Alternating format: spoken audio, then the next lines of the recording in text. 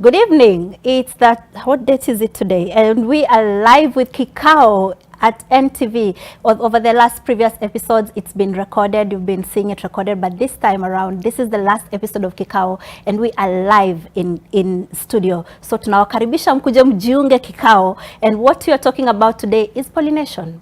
Especially if you're a small-scale farmer, this is the conversation for you.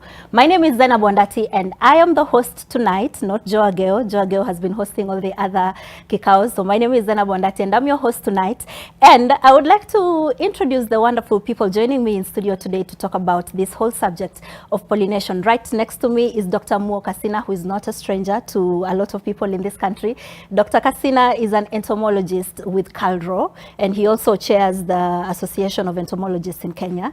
Next to Dr. Kasina, we have Grace Njeru, who's the technical manager at Kakuzi, and she'll tell us about, from a manufacturer's perspective, fruit processor perspective, what does pollination look like to them. And last but not least, we have the wonderful David Tarus joining us tonight. And David is the programs officer at OFAB and also at AATF, who are our benefactors for this program, Kikao. So let's get right into it.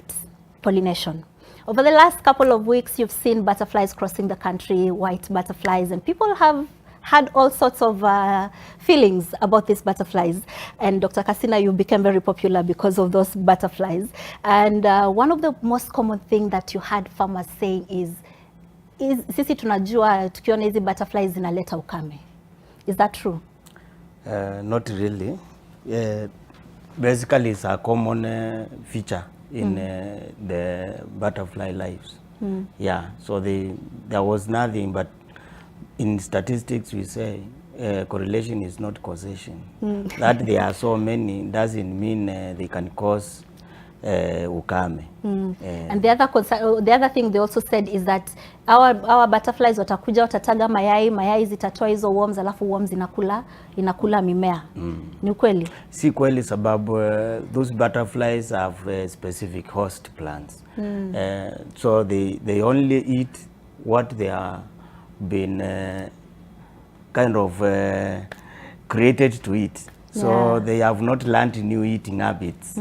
That's why we didn't have any problem with those butterflies. Even when they were caterpillars, there was no outcry of caterpillars eating crops. The ones that eat crops are different. Yes. Okay, so maybe before I move on to someone else, maybe just define to us quickly, what are pollinators?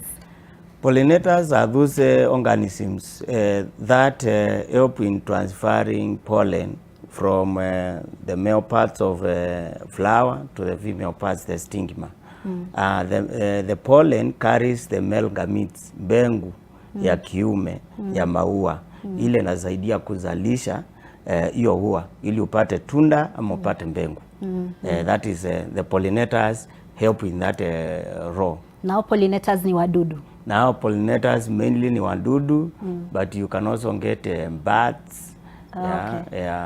Sometimes, particularly rodents also sometimes, but mainly ni wadudu, insects. Yes. Grace, you work for Kakuzi, which is a company that manufactures, processes fruits and manufactures other products out of the fruit. What does pollination look like from your perspective as processors?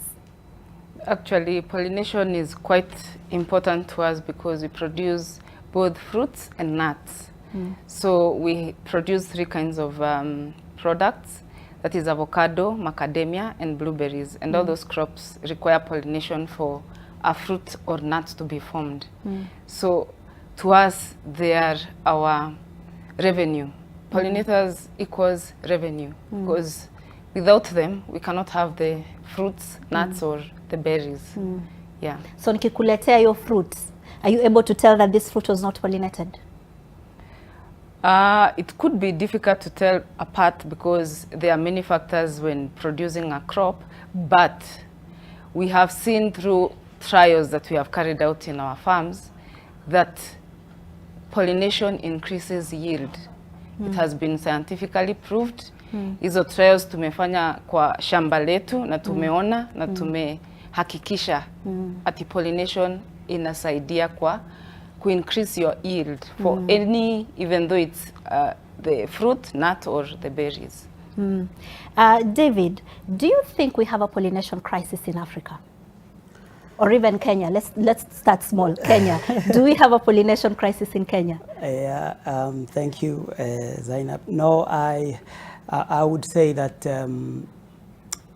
the aspect of pollination is also affected by other factors.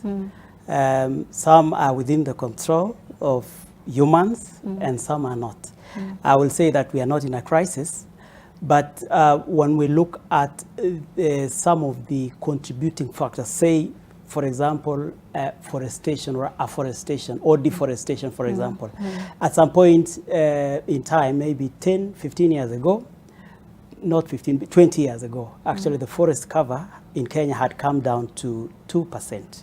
Now it's up at 7%.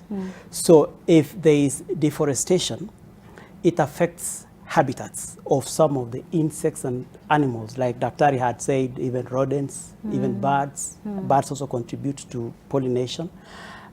So we are not in crisis per se, but we are at a point where we must act so that we don't get to that point of where we will say we are in a crisis. And also the contribution of climate change is another factor that is affecting Africa. And it is something that is contributing to destruction of ecosystems and disturbance of habitats where some of the insects and animals who contribute to pollination also are impacted. When in mkulima? Yes, in mkulima. What are some of the perceptions of insects or pollinators that you had before you started working in the agriculture space?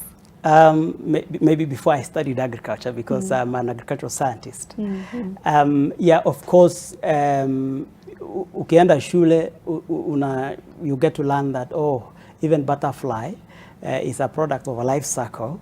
A life cycle at some point, it is a sort of a worm. And so, as Daktari has said,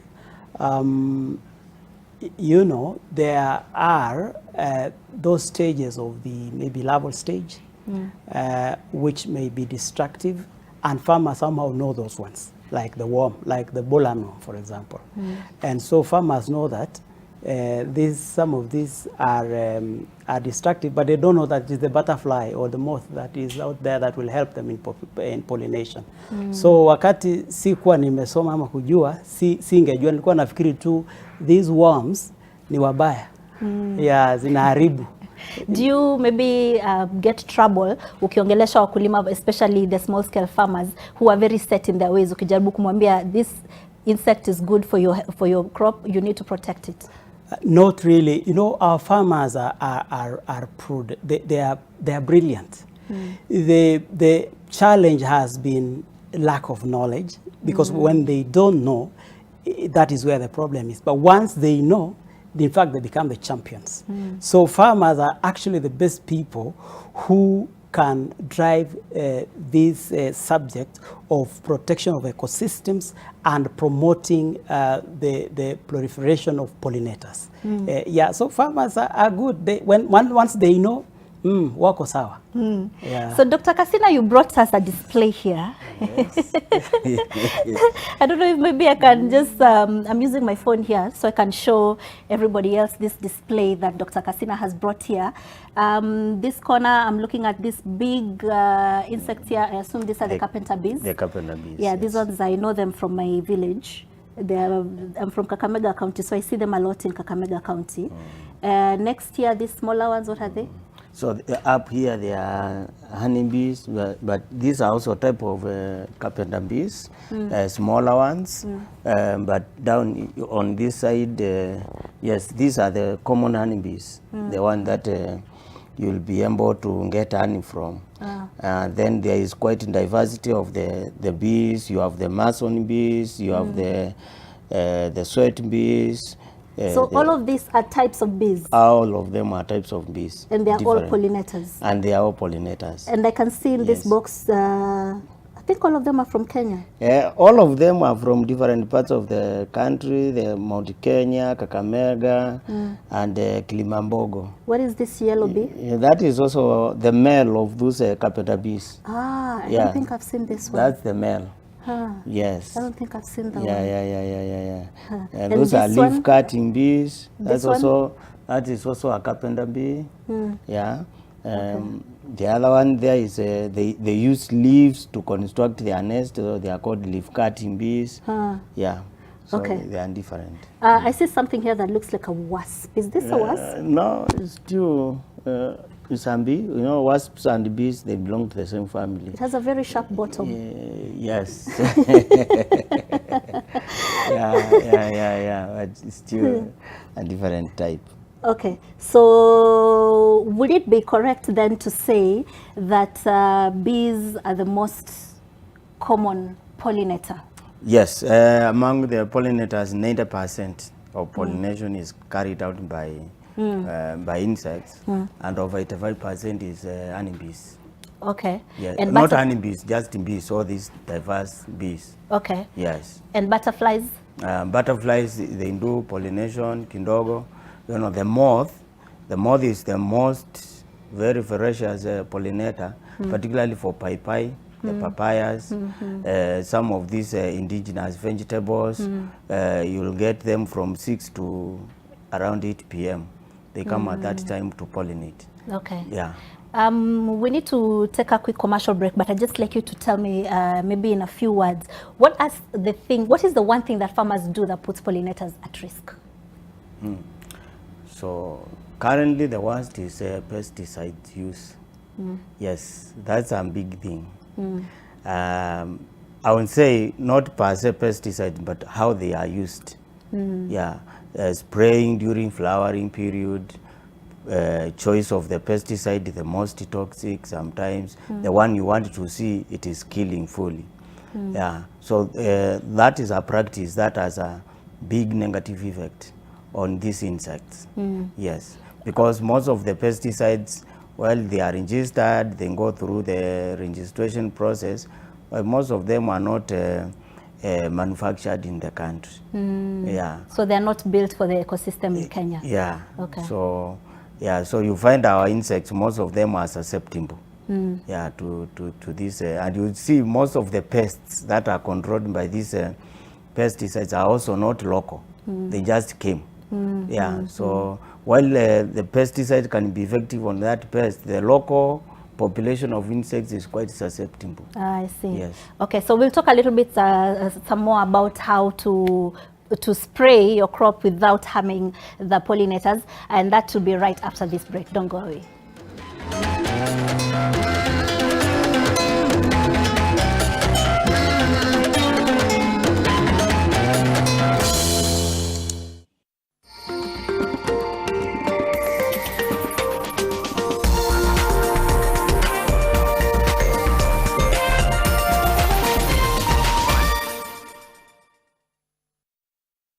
And we need 2 Royco cubes because iron gives you strength to skuma yourself to be the best you can be.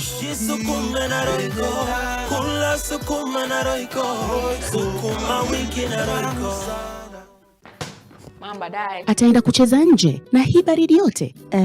Why did you let him go? Si atagonjeka. Sasa asipofanya tizi, how will he win more trophies? To protect our family from germs that cause illness when it's cold, we use Dettol soap. Dettol soap with germ defense gives you protection. When it's cold, germs are transferred in different ways. And Dettol soap's germ defense protects you from up to 100 illness-causing germs. Be Dettol sure. Now introducing the new 125-gram Dettol soap at only 200 shillings.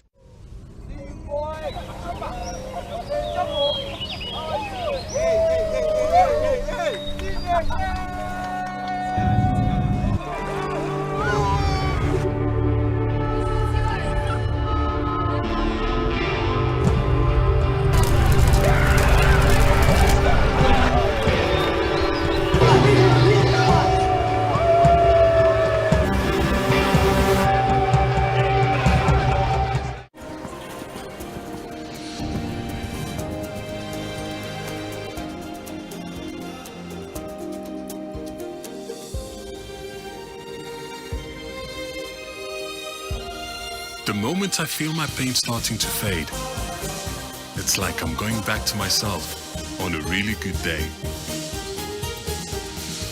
Panadol Extra releases you from strong pain.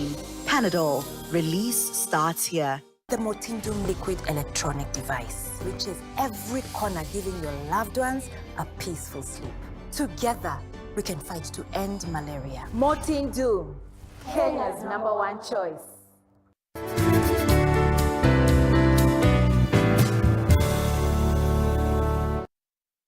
Enjoy fantastic offers from soil merchants who have prime residential plots in the outskirts of Nairobi. Join us for our site visits every Saturday. For more information, call or WhatsApp us on 0793 111 222. Soil Merchants. Buy today, build today.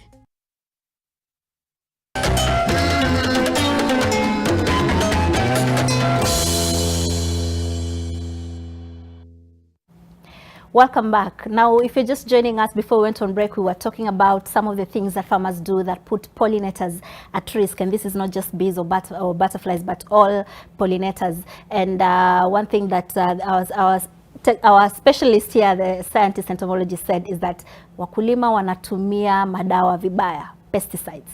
So let's talk a bit about that. And Grace, I know you have farms, right? Are you able to, how do you use these pesticides properly in a way that does not deny the pollinators access to the fruits? Yeah, I'll summarize, because what we do is, first and foremost, you need to know what is the problem you're controlling, which pest. What is the behavior of that pest? When does it operate? Is it a nocturnal pest, or does it? Then the crop stage at which your crop is. Is it at flowering? Does it have fruits? Then again, the choice of products that you use. So for us at Kakuzi, we practice something called IPM, which is Integrated Pest Management, which says that you start with the softer methods first. The final and last resort becomes the pesticide. So after you have done everything else, if it is still not working, then now you can go to the right pesticide. And this pesticide has to be approved, as my colleague said, by Pest Control Products Board. We work very closely with them. And also, you have to know that the behavior of the bees and the pollinators, what time do they operate? So target your sprays at the time they don't, they're not active. Okay. So those are the areas you have to look at. Another thing, David, that we've seen small-scale farmers particularly do is that wanapewa mosquito net, lakini badala ya kujifunika mosquito net, wanafunika mboga. Wanafunika matunda. Small-scale farmers do this a lot. You've seen this, Dr. Kasina. How can they, and they say wanafunika kuzuia kuku wasikule mboga. Is there a way you can maybe still protect mboga zako from the kuku, but in a way that the pollinators still have access? Ama ukishafunika umefunika. Oh yeah, yeah. So one thing for sure is what I would say is if farmers are given the proper training on IPM, Integrated Pest Management procedures in the types of crops that they do, they should, and as I said earlier, that farmers are the brightest people. Once they know something, believe you me, if today they knew that it doesn't help them much in terms of protecting their crop and even getting the right amount of yield from their vegetables by using the mosquito net, a farmer wouldn't use it. But maybe that they use that as the only or best alternative at their disposal. Now, we have at the moment so many tools available that can be used in the farms to help small-scale farmers. One of which is using tolerant varieties that can tolerate the impact of insect pressure, and that would help farmers not to use a lot of chemicals. Number two, also we have technology now, digital tools. We have not just small-scale farmers, but in terms of, in fact, the impact on pollinators mostly is on large-scale farms which use a lot of chemicals and indiscriminately so.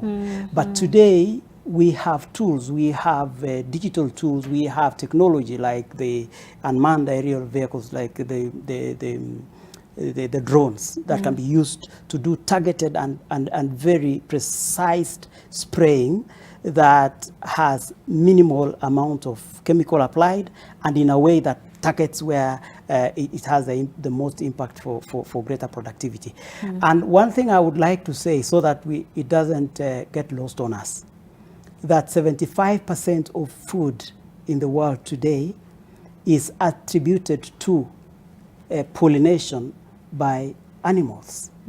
Meaning that when we talk about this subject of pollination, it's a very important subject that as we discuss, like, and I hope that this kind of discussion is going to be there.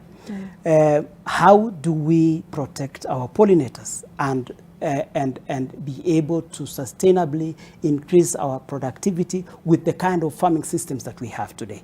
If we had time, we would have discussed about even the land tenure system that we have that contributes to the destruction of ecosystems and habitats, and thereby impacting the population like of for example, pollinators. people no longer leave land fallow.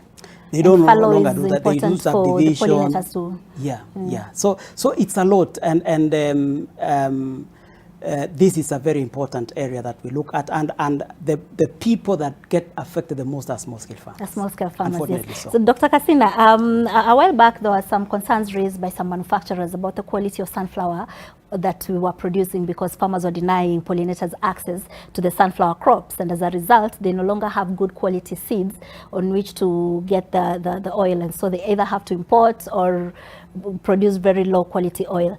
And I know there's been some efforts to try and change the situation and do some advocacy among farmers on the importance of allowing these pollinators access to the crop. Hata kama unafunika na net, there are some hours you need to open to allow the pollinators access. Has there been, have these efforts borne any fruit?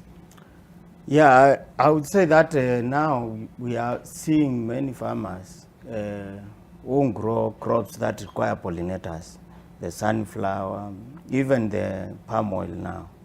Yeah, integrating with honeybees. Honeybees are very good for sunflower, and we found that the oil content can increase by more than 56%, and you need oil. So yes, farmers are becoming intelligent.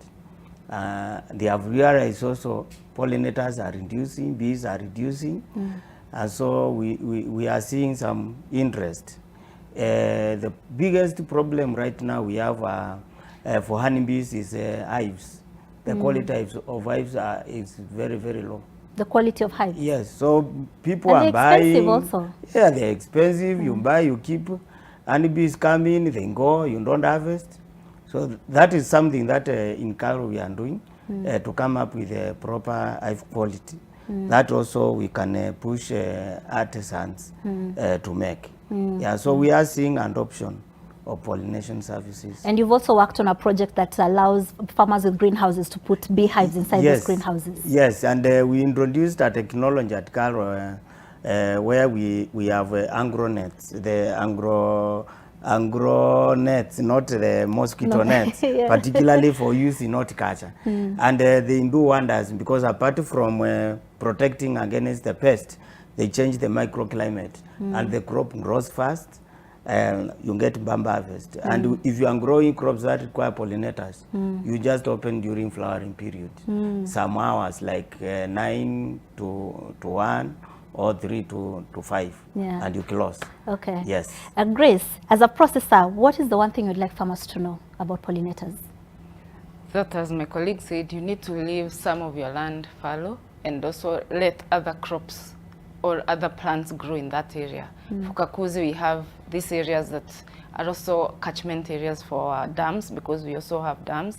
So we leave them unattended or just naturally growing, because there you find different kinds of flowers that are on when the the flowering period of the crops that we grow is different. So bees find some forage to feed on when there is no flower in the farm. So farmers should remember that for them to get bumper harvest, there's something called pollination, not only fertilizer, watering, but pollination is very key. If we did not have bees, we also have bees in our farms. We do even augment and increase hives in our farms. So, and also as a byproduct, we also get honey, which we also process. Yes, we sell. Okay. Organic David, honey. in a minute, what would you like farmers to know?